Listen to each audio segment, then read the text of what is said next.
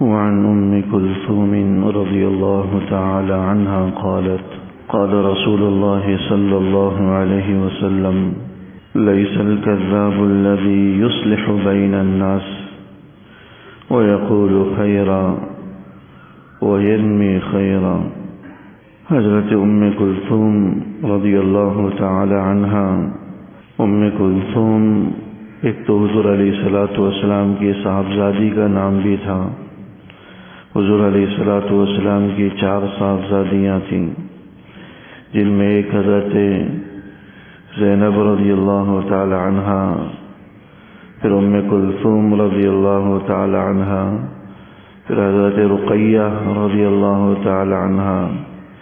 اور چوتھی صاحبزادی حضرت فاطمہ رضی اللہ تعالی عنہا تھی۔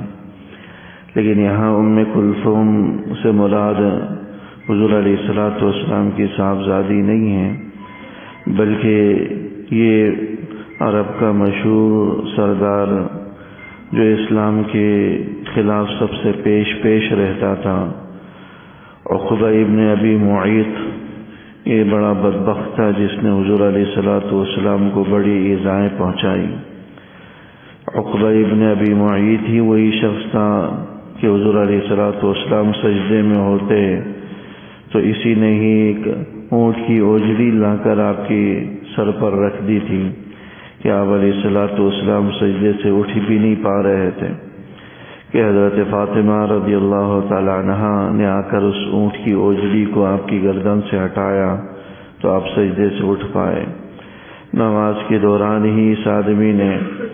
آپ کی گردن پر ایک رسی ڈال کر ایسے زور سے کھینچا کہ آپ کا حلق جو بیٹھ گیا۔ یہ سب تکلیفیں اس آدمی نے دی، بالآخر یہ اللہ کی عذاب کی لپیٹ میں آیا، پکڑا گیا، مارا گیا۔ یہ انہی کی صاحبزادی ہیں، اللہ جل شانہ نے انہیں ہدایت نصیب فرمائی۔ اسلام کے جو بڑے بڑے دشمن تھے ان میں سر فہرست عقبہ ابن ابی معیط، تو اس کی اولاد کو بھی اللہ نے ایمان کی توفیق دی۔ ابو جہل جس کا نام کس نے نہیں سنا، سبھی واقف ہیں، لیکن اللہ جل شانہ نے اس کی اولاد کو بھی ایمان کی توفیق دی۔ حضرت عکرمہ بن ابی جہل، عکرمہ بڑے جلیل القدر صحابی ہیں، فتح مکے کے موقع پر مسلمان ہوئے، اور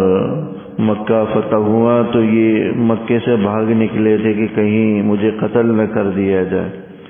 لیکن ان کی اہلیہ مسلمان ہو چکی تھی،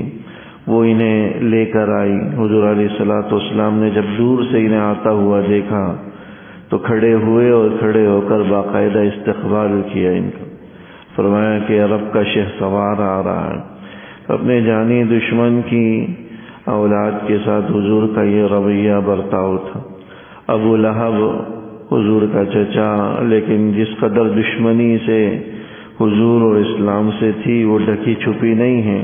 قرآن کریم کی تو آیات بھی نازل ہوئی، تبت یدا ابی لہب وتب، کہ ابو لہب کے دونوں ہاتھ تباہ و برباد ہو جائیں۔ لیکن فتح مکے کے موقع پر حضور علیہ السلام نے دعا فرمائی کہ اللہ آپ نے مجھے میرے چچا کو تو نہیں دیا، کم سے کم ان کی اولاد کو دے دیجیے۔ اس لیے ابو لہب کے 2 بیٹے،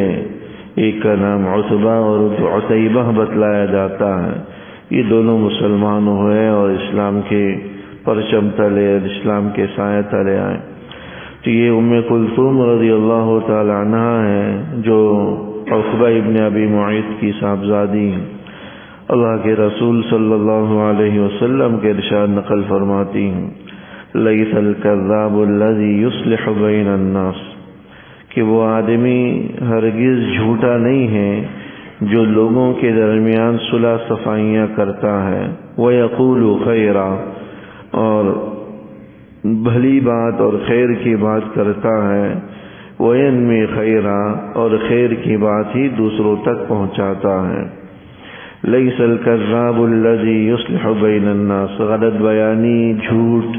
اس کا گناہ بڑا سنگین ہے۔ اور جھوٹ کا گناہ کتنا سنگین ہے پچھلی آیات کے اندر آیا کہ جھوٹ تو انسان کو، احادیث کے اندر یہ بات آئی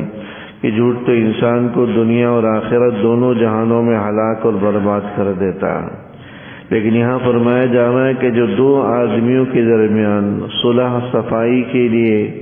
ضرورتاً بدرجہ مجبوری اگر کوئی ایسی بات کہہ دے جو خلاف واقعہ ہو، جو سچ اور درست نہ بھی ہو، تب بھی ایسے آدمی کو جھوٹا نہیں کہا جائے گا، اور نہ ہی جھوٹ کا گناہ اور وبال اس آدمی کے اوپر ہوگا۔ یعنی دو آدمیوں میں اگر کوئی دشمنی چل رہی ہے، اختلاف رائے ہے یا آپس میں تنازع ہے، تو یہاں سے کوئی اچھی اور خیر کی بات دوسرے آدمی تک پہنچا دیں کہ بھئی فلاں تو تمہاری بڑی تعریف کر رہا تھا، تمہاری بڑی اچھائی بیان کر رہا تھا، تمہارے بارے میں عمدہ رائے رکھ رہا تھا، حالانکہ ایسی بات نہیں تھی، اس نے نہ کہی ہے نہ اس نے کوئی اشارہ کیا، لیکن آپ نے اس نیت سے کہ بھئی اس کے دل سے اس کے خلاف نفرت ختم ہو جائے، اس حوالے سے اس کے پاس یہ بات پہنچا دی کہ وہ تو آپ کی بڑی تعریف کرتا، وہ تو آپ کی بڑی اچھائیاں بیان کرتا۔ ایسے ہی اس آدمی کی بات اس طرف لے آئے کہ بھئی فلاں تو آپ کی بڑی تعریف کرتا ہے، بڑا اچھا آپ کو کہتا ہے، بڑا احترام اور اعزاز کرتا ہے۔ اگر یہ بات پہنچا دی جائے ایک دوسرے تک اور مقصد اور نیت ان میں مصالحت ہو، آپس کے اختلاف کو ختم کرنا ہو، تو یہ کوئی گناہ کے زمرے میں اور غلطی کے زمرے میں، جھوٹ کے زمرے میں داخل نہیں ہے۔ اگرچہ اس آدمی کو بھی ایسا الفاظ کا ایسا انداز اختیار کرنا چاہیے جو کھلا ہوا جھوٹ بھی نہ ہو اور جو ہے مصالحت بھی ہو جائے، اختلاف رائے بھی کم ہو جائے، ختم ہو جائے، اس کو اختیار کرنا چاہیے۔ لیکن اگر مجبوراً بولنا بھی پڑ جائے تو حدیث میں فرمایا کہ لیس الکذاب، یہ جھوٹا نہیں۔ اس سے تو مصالحت کی اہمیت بھی پتہ چلتی ہے کہ دو بندوں کے درمیان صلح کرانا کس قدر اہمیت کا حامل عمل ہے۔ بعض روایات کے اندر آیا کہ پوری رات کا قیام، پورے دن کے روزے، اس سے بھی بڑا اگر کوئی عمل ہے تو اصلاح ذات البین، دو آدمیوں کے درمیان صلح کرانا، جھگڑے کو ختم کرانا، یہ سب سے بڑا عمل ہے۔ لیس الکذاب الذی یصلح بین الناس، کہ وہ آدمی ہرگز جھوٹا نہیں ہے جو لوگوں کے درمیان مصالحت کرائے، صلح کرائے،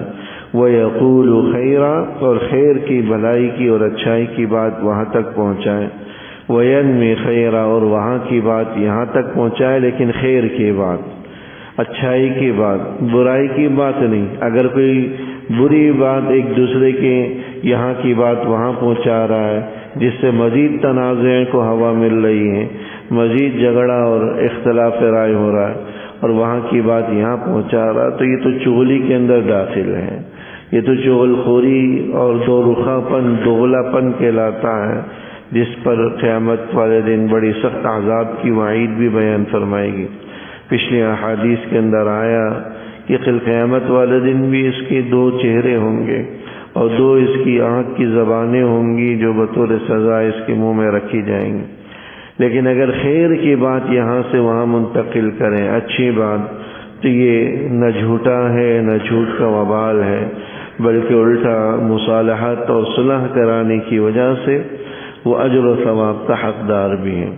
اللہ جل شانہ عمل کرنے کی توفیق نصیب فرمائے۔